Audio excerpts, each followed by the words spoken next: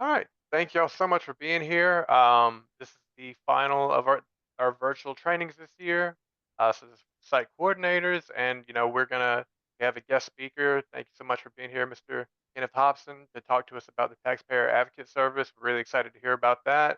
And then we'll also kind of leave just a Q&A session. If anyone has any follow-up questions for Saturday's training, we'll look more into those this evening.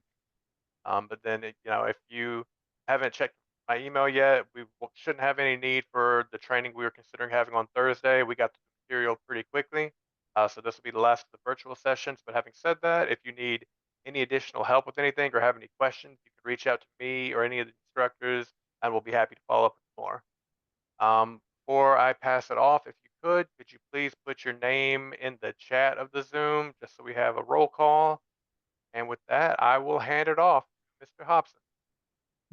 Let me, let me get my Zoom session back up. Okay, that's my Zoom, I think. I tell you, it's a lot of technology going on here that's not working right today. I think I might need to sign in again. Let me see.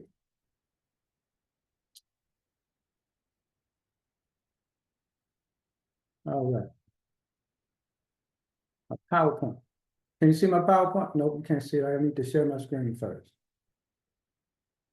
Yeah, at the bottom, in Yeah. the green square, if you click that, you should have permission to share. All right, I see it. I'm trying to see. There it is. Okay. Wrong one. There we go. Okay. Good afternoon, everyone. My name is Kenneth Hobson. I am the local taxpayer advocate for Memphis, West Tennessee, actually. Welcome. I'm glad to be here at your meeting and hope everybody's doing well. Okay, I do see, okay, one of my employees is here, Miss Priscilla Canada. I'd like for her to introduce herself. Is Stephanie Lockhart here as well? Stephanie, yes, no?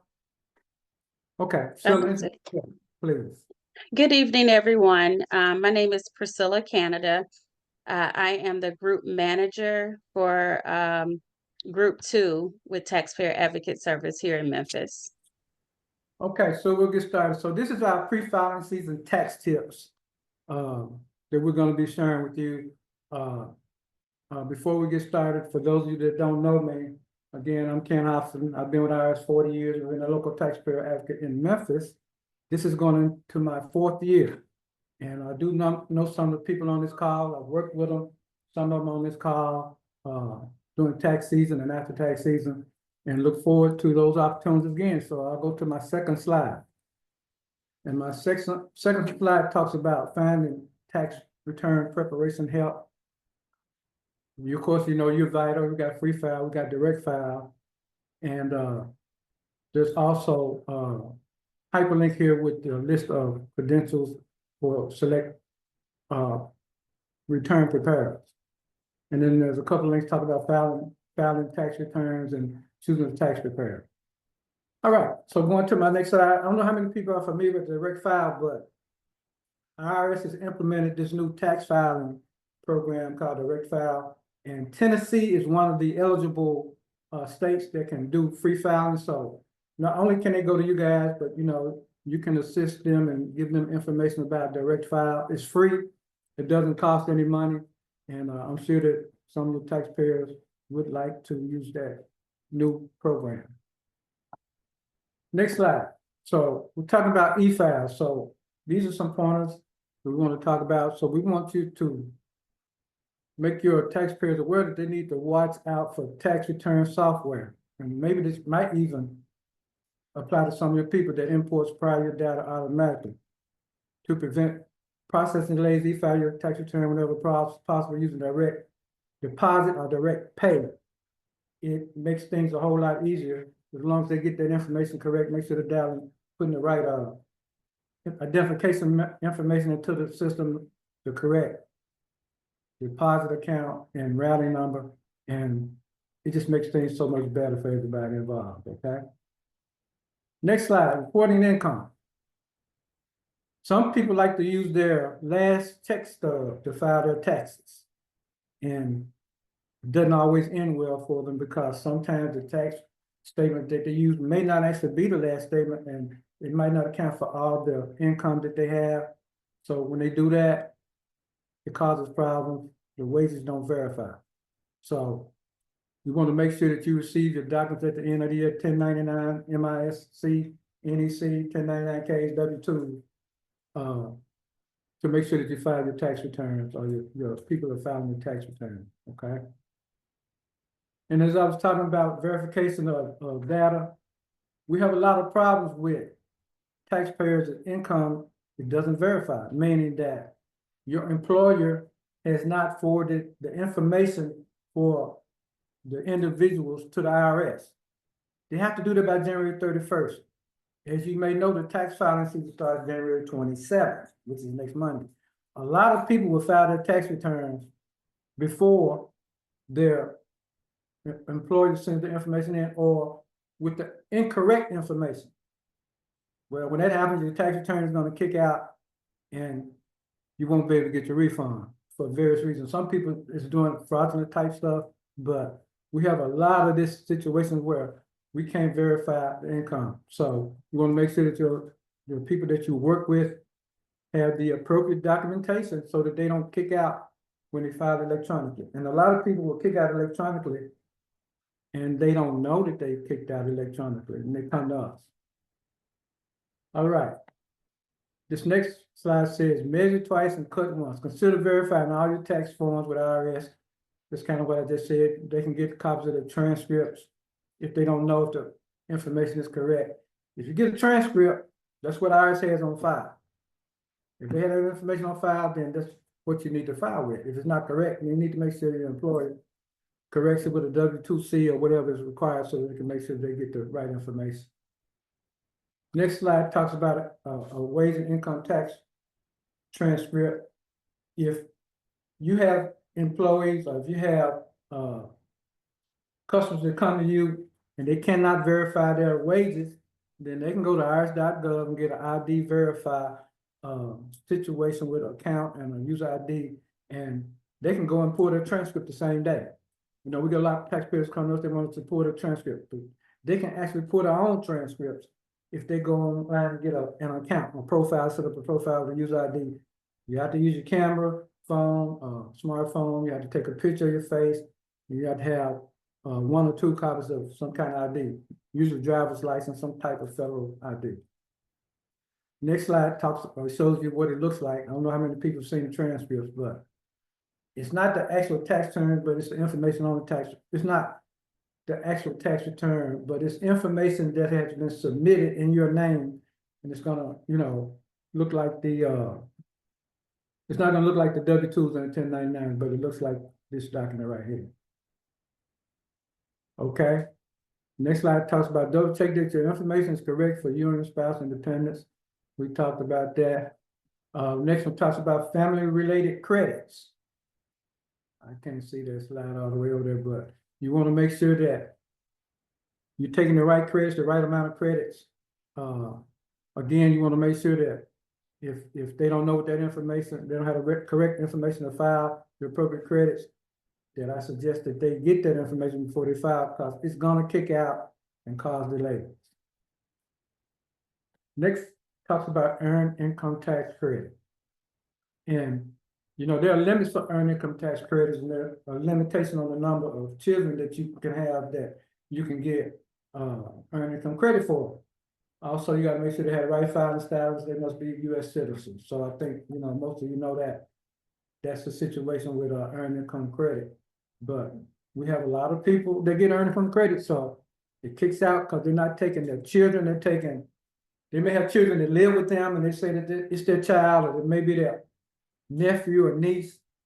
Well, they don't qualify if they're not their dependent. Now, I know that people have these blended families, and they may have relatives that they take care of. Then they need to have the appropriate documentation to prove that they are their dependents. If not, it's going to kick out. They're going to put it to the side, and they're going to be delayed.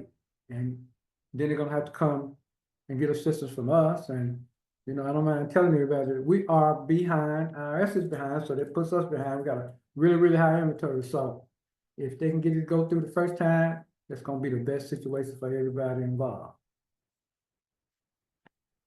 Okay, 2024 EITC info, you gotta show proof of earned income, have investment income of $11,000 or less, have a valid social security number due to the date of your due by the date of your 2024 return, including extensions.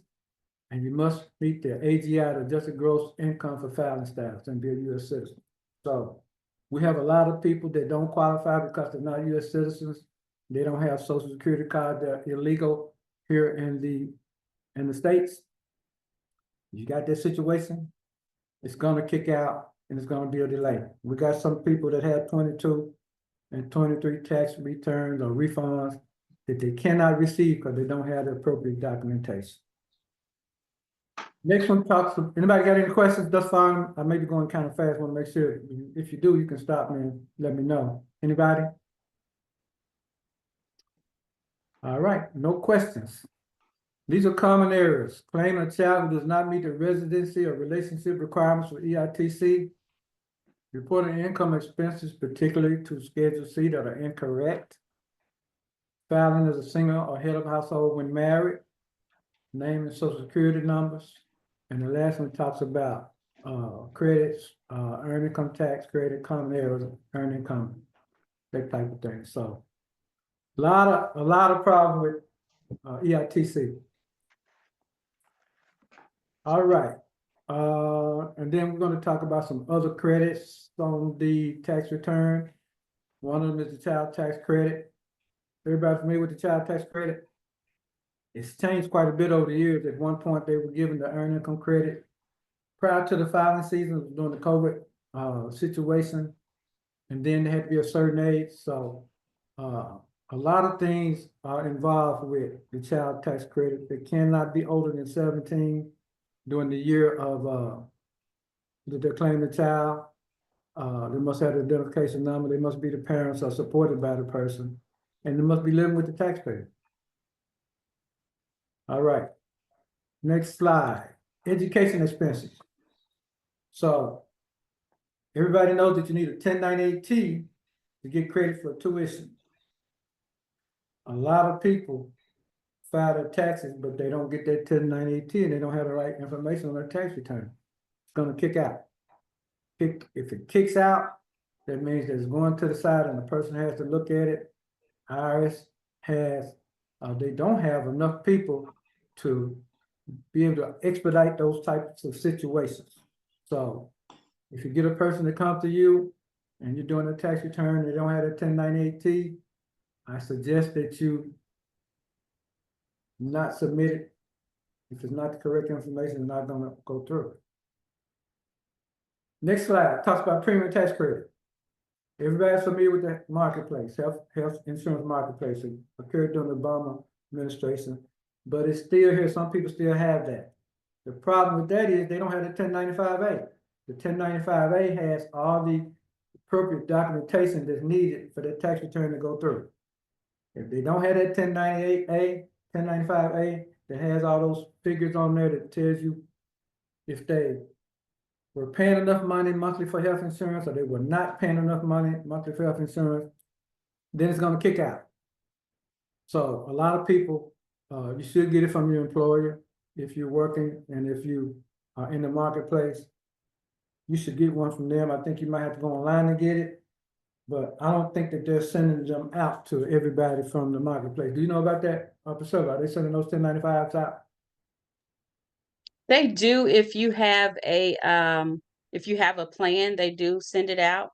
But a lot of times if a taxpayer goes on and fills out the information just to look into the insurance information and they decide not to get the insurance, they're still calculating that they have the insurance. So if a taxpayer receives some correct information, they need to go back to the healthcare marketplace to get a corrected 1095-A, because the system will recognize that they had insurance. And that's an issue that we're currently seeing with tax returns right now. And this is Denise. Yes, they did. How you doing? Good. Last year, we had a number of people who, when they inquired about their 1095A, number one, they don't send them, they have not been sending them out during the same time that the W-2s are being received. They send them out a lot later. And the second thing that we found out was that seemed like there may have been some fraud going on because there were people who had other insurances. Like, for instance, they got a job and they had that form showing that, but yet and still the marketplace still was showing that they had coverage. And when when some of them investigated, they found out that the marketplace did not follow up and remove them from their system, which still was causing a delay in their refunds. Okay, that's some good information. Maybe we can pass that on and see if we can be of assistance to those people, but you're correct. With that 1095A, if you don't, you know, originally they tell the marketplace they're gonna make a certain amount of money. And they charge them based on that amount of money, monthly premiums. But when they realize that they're not making that amount of money, or they made less or more, then they need to go back to the marketplace and get that corrected so that they don't have these situations at the end of the year where they can't afford to pay or they don't get the money. But I had an employee that had a situation, or I had a taxpayer that had a situation that they couldn't get their 1095A and they had to mail it to them, and it took forever for them to get it. I don't know why, but I would think that you could go online and pull your 1095A from the marketplace. I hadn't had that experience. I don't know if anybody has, but What we've done, Ken, is when a person comes in and they really know that they did have the marketplace insurance, we have the 1-800 number available along with a blank form, okay, and we let them get out of line and go and take care of their business and then come back. Because if not, then the marketplace will tell them they'll mail it out. But if they let them know that they're there to have their return prepared, most of the time we found that they've been cooperative and have given the information to that client, followed by sending them a 1095A in the mail. okay. And Ken, Good. this is Karen. We got a lot of rejects last year because of that 1095A. And like Denise was saying, you know, they don't even realize that they supposed to have a 1095A.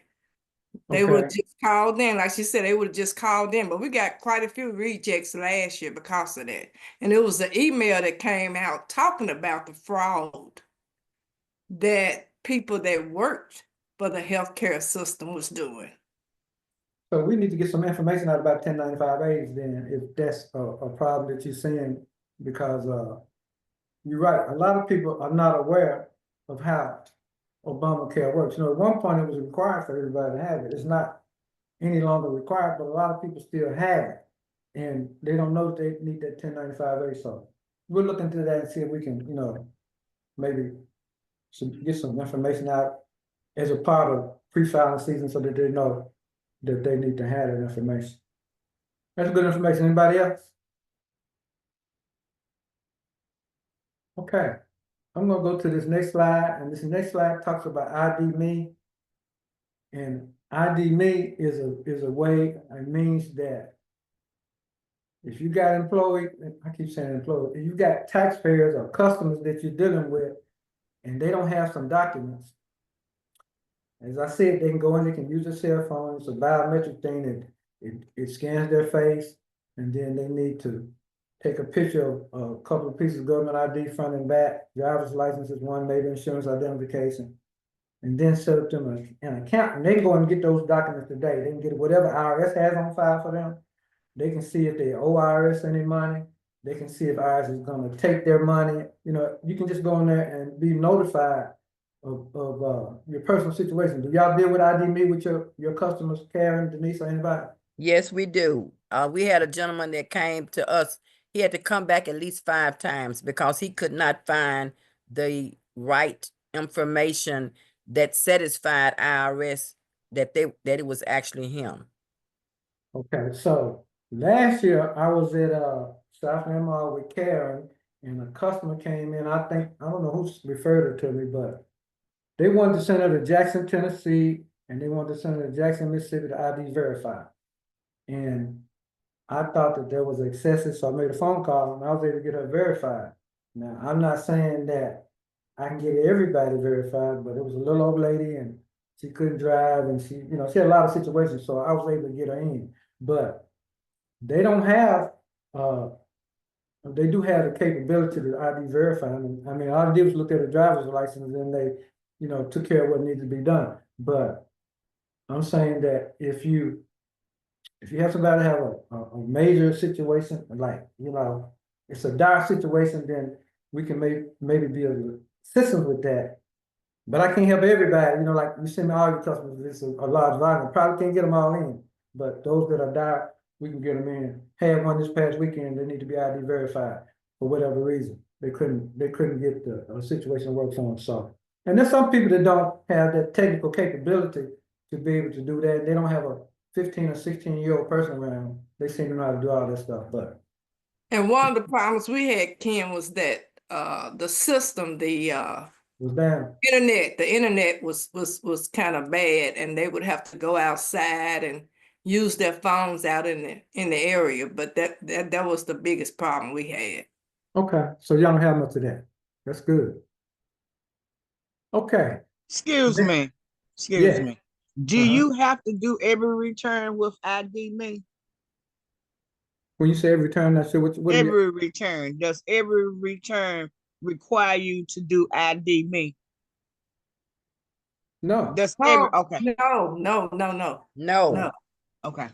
no. ID me is a way that you can go and look at your information on IRS.gov or your IRS information. You can go and look at it yourself. You don't Okay. have to call me, or you don't have to wait on a customer service representative to tell you that, you owe money or you missed a payment or, whatever your situation is. Okay. Okay. Okay. Okay. So Ken, Thank let me you. ask you, because it appears to be that last year there were people, for whatever reason, I don't know if they were randomly drawn or what, but they had submitted their tax returns, and I prepared a couple of them. And so they were sent the letter saying that they needed to, for them to be identified. And as you stated, at least 2 of those people were elderly people. And so Mhm. they had a real hard time trying to Yeah. get through to them. Yeah, if you got something like that, you can call me and I can get them through. But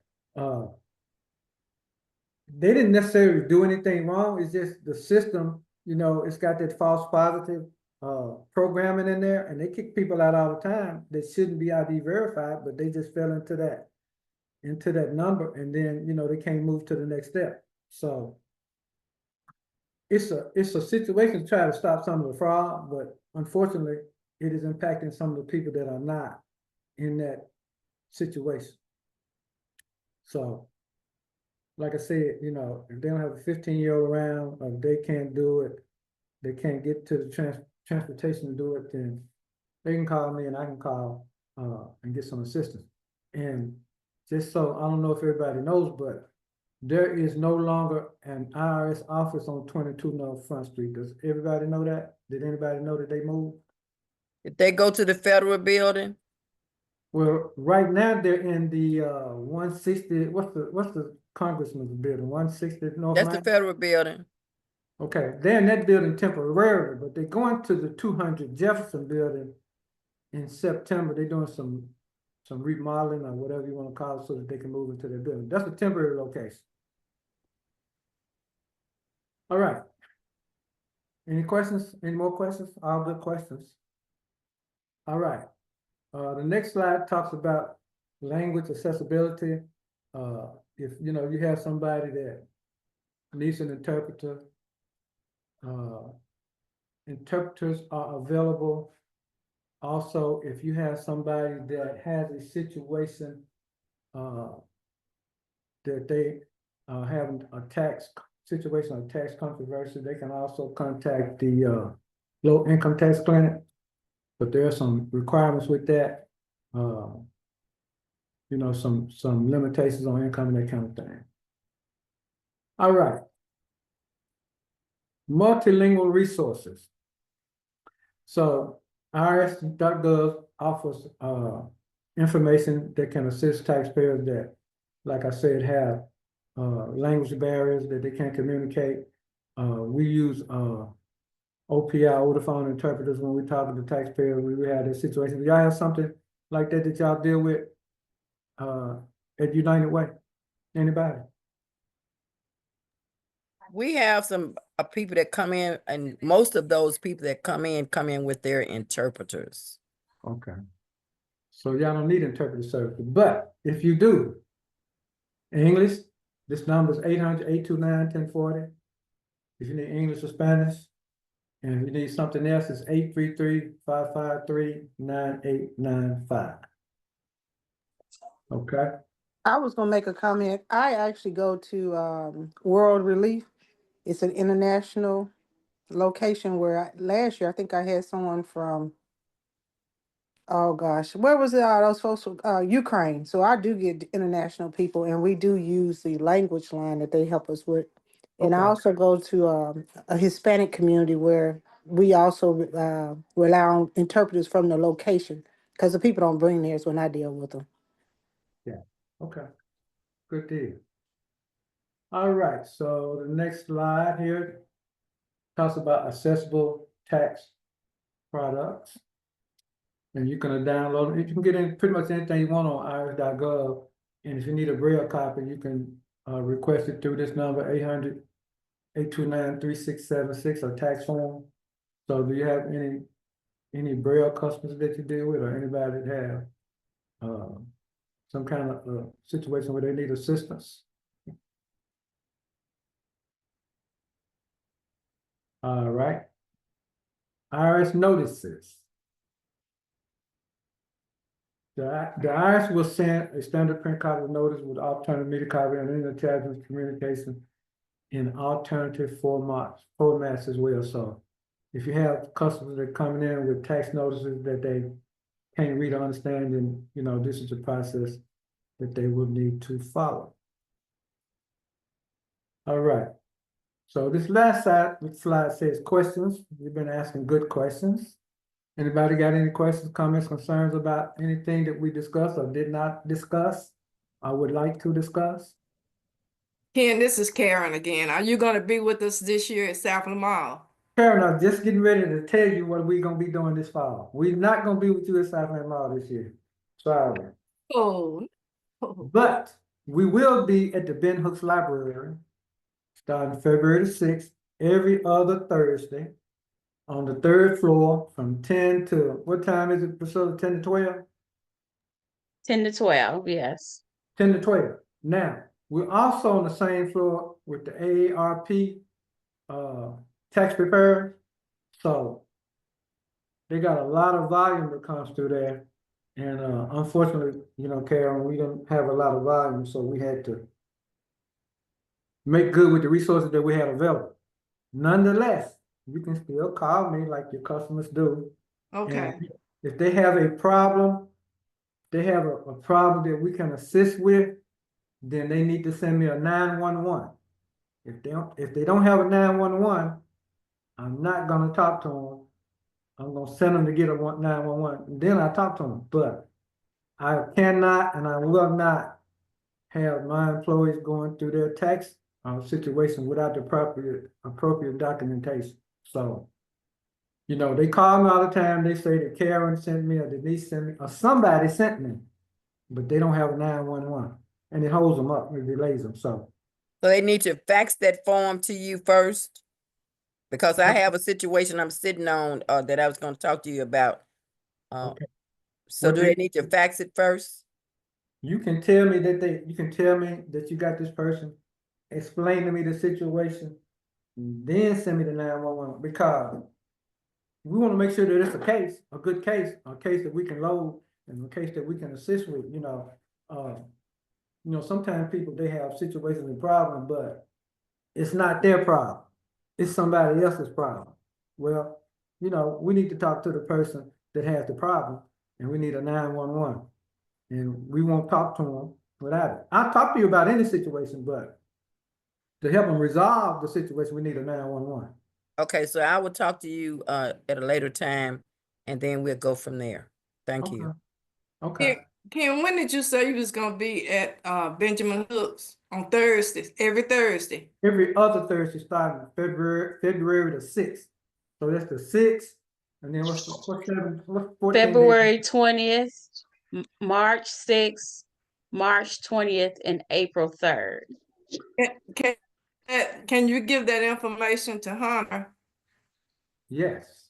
And he can, let everybody know if we Well- have problems or whatever, we can refer them to you there then. Yeah, aren't they advertising it on 211, what are they advertising it at, Priscilla? It's on the library's Facebook page. It'll be they'll be doing a flyer for it, and it'll also be put on 211. Oh, okay. Ken, hi, this is Sherry, and I'm a mobile site coordinator. Yes, ma'am. I'm not sure if I'm the only one, but what is a 911 form? I have not had the opportunity to utilize that. Yep. The 911 is a taxpayer advocate form that identifies the person that's needing assistance. It also, you're gonna fill out 1 through, there are several boxes on it, but I need them to complete 1 through 13. Box 12 asks for what is the situation that you're, dealing with. You need to write that in that box and then sign it on 13. But it's online at irs.gov. And it's like 2 pages, but you don't really got to fill out the first page. Okay, so before we send them to tax advocacy, we need them to complete that form and then send the form to you or Well, to your group? You send it, well, what I'm gonna do, I'm gonna make sure you got my card and information. So we got a telephone number that if people don't want to do a 911, they can call 901-707-3900. It's a voicemail box, Repeat that. Mhm.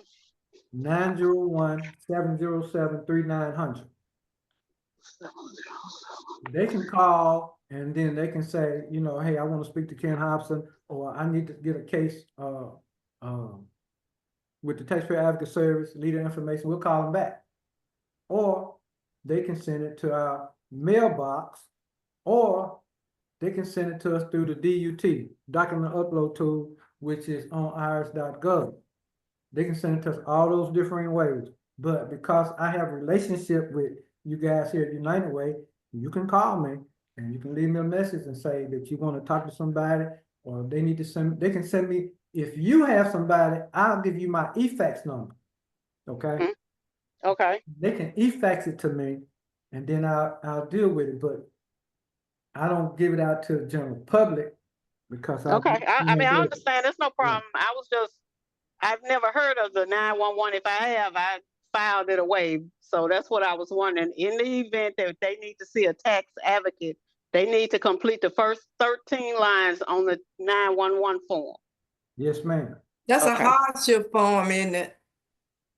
Yeah, Yeah, the that's what I taxpayer said advocate, in right. the hardship. Yeah. And Okay. we'll create a case. I'll create a case, give them a case file number. And then when they call me, I tell them, have your case file number with me, because I don't talk to people that don't know their case file number, or they haven't already talked to me previously, because we got so many cases. So they need the case file, and then we'll create a case, and then I'll call them back, or somebody from my staff will call them back, and we'll set them up and we'll assist them. Now, my e-fax number for you guys here on the phone is 1-877-240-5493. You can send me the e-fax. You can send me the 911 on e-fax. Okay. And then I'll look at it and I'll tell you this is a case or this is not a case. Or I'll look at it and make it a case, and I'll send you back the case file number. Okay. Okay? All right. Thank you. I appreciate it. Yeah, that's I want to do that because I can't come to all your offices and help you guys. I have to try to utilize the resources the best we can. But I like working with you guys because y'all treat us good, and you make us a space available for us to assist the customers with. It's just that we had to use our resources that was going to get it to a larger number of people. Anybody else? Questions, concerns? Okay, well, again, Yeah, what was that e-fax number again? 1-877 240-5493. Thank you. Yeah, and if they call me, just tell me that Denise sent me from United Way or Karen or Sherry or whoever, you know, whoever sent me, and then I give them, not that I don't give everybody priority, but I'll give your customers priority consideration. Well, thank you. All right, so that looks like that's about all the information that we have for you. If nobody has anything for us, we would like to thank you for this opportunity. I'm sorry that we didn't get a chance to be with you guys on January, what was that date? January the 9th? Yes, the name. Yeah, we Oh, were there at the library that morning, and you were there that afternoon, and I couldn't make that afternoon meeting, but I would love to meet you guys at some point if possible, but the final season kicks off Monday, we're gonna be busy. So again, thanks for the opportunity and look forward to working with you guys soon. thank you I'm, so much. I'm Oh, gonna sorry, miss go you. ahead. Al. Thank you. I'm gonna miss you. You gonna miss me? I'm gonna still be where I'm at. We know how to get you. Yeah, We just y'all want to get see you. it. Okay, but remember Priscilla now too, because Priscilla is she is my outreach coordinator. So if you got something that you know is coming up, let her know, and we can make it. We'll make it. But we're not doing as much outreach this year because we got a new computer system coming in, and we got to spend a lot of time getting that new system up. So that's all we have. Thanks again. Everybody have a good rest of the night and meeting. You too. Thank you Thank so you. much. Good week. Thank you. All right. Take care. Goodbye. Bye-bye.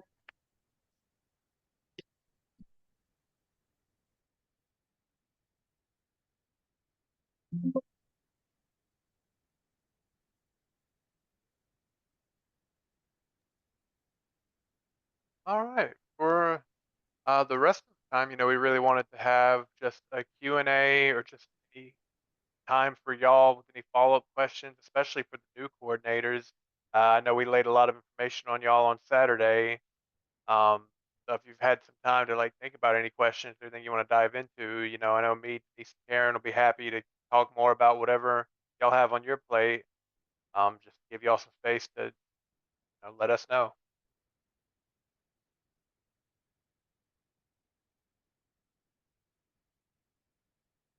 All right, don't everybody holler at one time. Hunter, Okay. has Lois said anything to you about whether the site is active yet? As of today, it still was not. So we're hoping to have that, tomorrow. I'm hoping. Miss Dolores, I haven't heard you say anything about it. Was there an update? Is it open?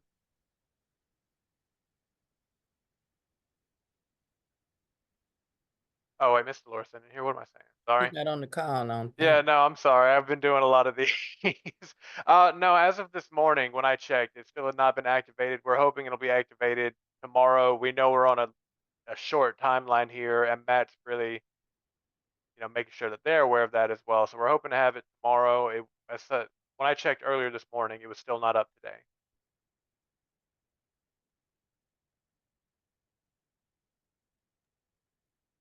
Are there any other questions?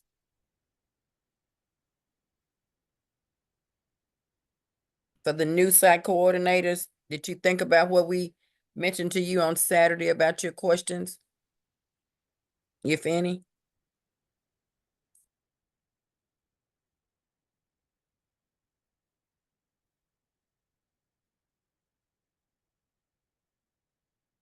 Well, Hunter, looks like not. All right. Well, if y'all do think of any questions, you can always email me. We're all a little busy right now with the sites opening in less than a week, but if you have any questions, you can always email them to me and I'll get back to you as soon as I can. But yeah, if there are no further questions, then I'm not gonna keep y'all. I'll give y'all back the rest of this evening, and thank y'all for being here. Thank y'all for going through all this training. I'm on a personal note, I'm really relieved to conclude the 2025 training. So thank y'all so much for everything y'all done. And I'm looking forward to this season. Oh, I have one question too. Do the site coordinators, they do have to have a pen though, e-file? So site coordinators will have a site identification number and an electronic filing identification number assigned to their site. And I believe you can find that in TaxSlayer. If you can't, we have it saved on our records, and I can send you yours. Okay, cause I had went to, I didn't, somehow I got kicked out the site to get my pen. That's why I was asking. Okay. Cause I have had one before, but I hadn't had the electronic. Okay, yes, ma'am. All of our sites have a site identification number and an electronic filing identification number. So if you don't have access to that within TaxSlayer, we can send it to you. Okay, do that for me. Okay. Yep. Mhm. Thank you. Thank you. Mhm. All right. Well, thank y'all so Seemed much. like the end. Yeah, I'm looking forward to it. Hopefully our software will get activated tomorrow and we'll be rocking and rolling here within the week. But thank y'all. Y'all have a great evening. Good night, everyone. You too. Good night. Good night. Good night.